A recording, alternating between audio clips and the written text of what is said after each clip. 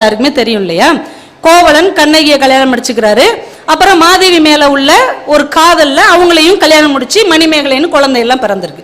இப்போ ஒரு காணல் வரி பாட்டு பாடின உடனே 2 பேருக்கும் பிரிவினையாகி கோவலன் சொத்தை பூரா இழந்துட்டு கண்ணகியை கூப்பிட்டுட்டு மதுரைக்கு போறார். இதுதான் கதை. இப்போ கிளம்பி போயிட்டார் இல்லையா?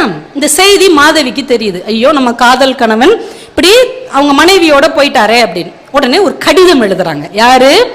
மாதவி கோவலனுக்கு ஒரு கடிதம் எழுதுறாங்க. அவங்க ஒரு காதலி தானே, காதலனுக்கு தானே கடிதம் எழுதுறாங்க. கடிதம் எழுதி ஒருத்தட்ட கொடுத்து விடுறாங்க. இதை கோவலனுக்கிட்ட நான் கொடுத்தேன்னு கொடுத்துரு அப்படின்னு.